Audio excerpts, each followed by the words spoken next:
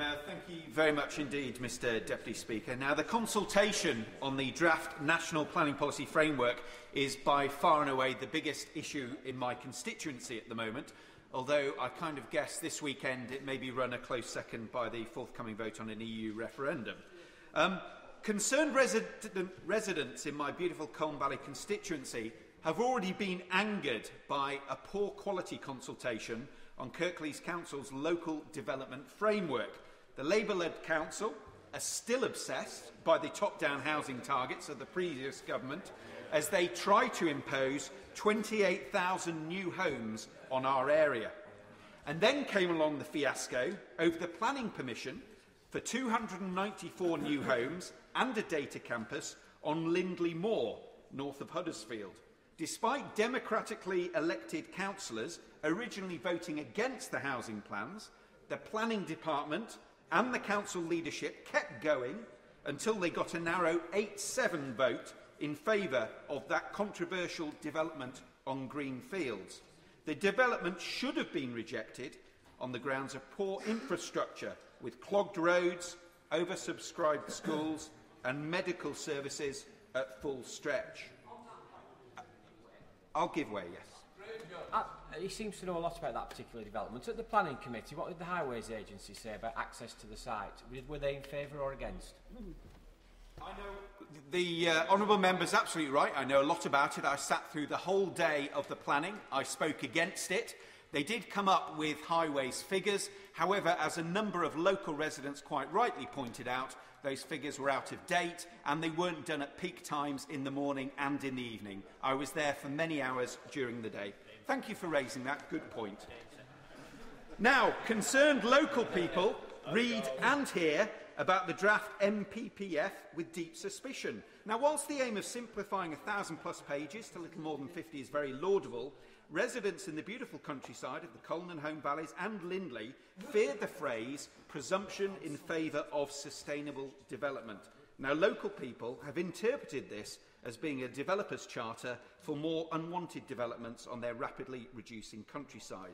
And let me just finish this point and then I'll let the honourable friend come in. There's also confusion about a clear definition of what sustainable development actually is, and we've heard that in this debate already. Of course, I'll give way. Honourable friend for giving way, and it's exactly the point about residents fearing it I want to just expand on, because it's actually also some developers who are using this. Now, I have a planning appeal going on in my constituency at the moment where the developers are using the phrasing of our proposed NPPFs to try and push through and argue for some wind turbines. So we really do need to get clarity very clearly on what's meant by sustainable development. Honourable friend is a doughty campaigner on the issue of wind turbines in his constituency, and I know he will continue to do so, and that was an excellent point. I'm going to return back to housing, which is the big issue in my patch. Now, where the draft MPPF aims to give local people a real say via their local plan, as I've already said, people in my patch have to suffer a Labour-run Kirklees Council, hell-bent on development, whatever the cost to our countryside and environment. Now, all of this suspicion, fear and rumour has led to numerous community groups getting together to have their say on this flawed LDF and now the NPPF. Now, I've fully engaged with these community groups, especially the Kirklees Community Action Network. I've spoken at meetings in Slathwaite and my home village of Honley, and I will be doing so in Meltham in a fortnight's time.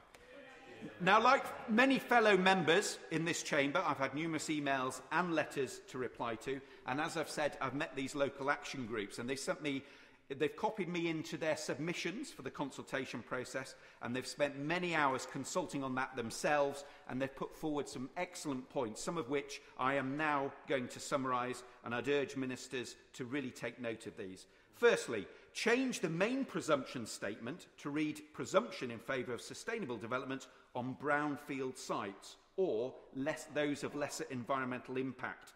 Basically, adopt a brownfield first policy.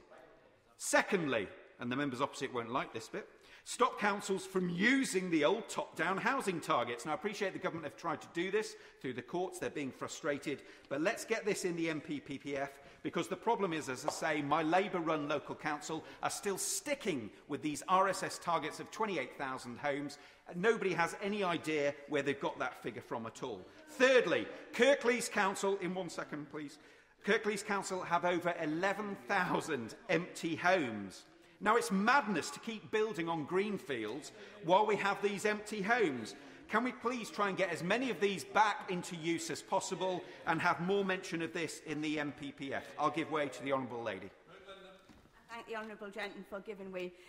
He's putting the emphasis on a Labour council, but in my own Tory-run council, we have residents groups very much at loggerheads with our Tory mayor in Cabinet, who are insisting on building houses next to a countryside park when there are other brownfield sites. So please, could we say that it's all councils that perhaps are stubborn, instead of putting the emphasis on Labour councils? I'd like to thank the Honourable Lady for that comment. Obviously, I can only talk knowledgeably about my own local council. And we're working very hard in Kirklees to get a Conservative-run council, so then we'll be able to compare.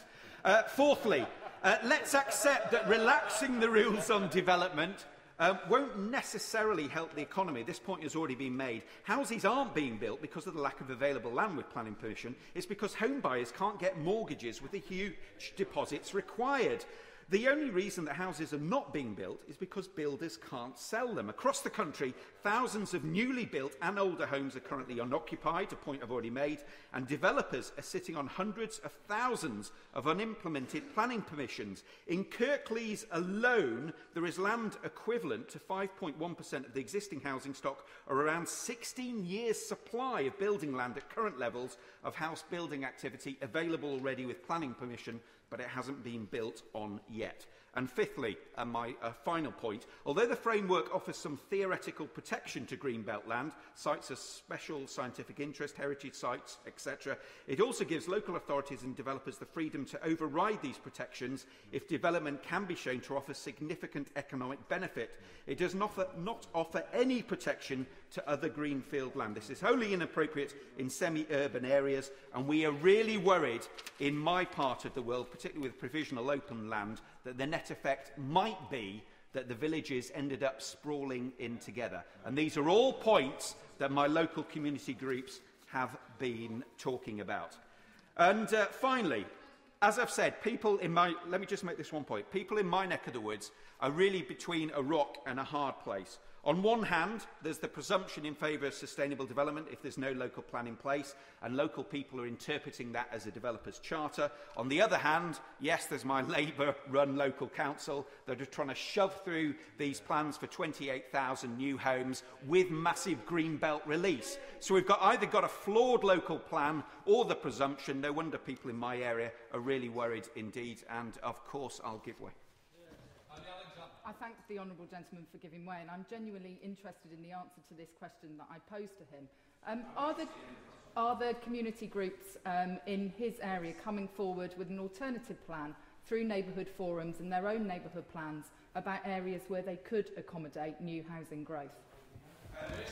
The lady makes an excellent point, and that's why I've been pushing them towards the front-runner scheme on developing neighbourhood plans. I've given them details of that, and I think there's funding available up to £20,000 for help there, and they've got themselves very well organised. So yes, I've been directing them in the right way, coming forward, working with other local groups like civic societies, town trusts and parish councils to come up with a neighbourhood plan, which is a very positive side of our localism structure. And finally, Mr Deputy Speaker, in summary, yes, let's simplify the planning system, but let's prioritise developments on brownfield sites, let's bring empty homes back into use, and let's protect what's left of our countryside by making sure that local plans genuinely reflect local wishes. Thank you.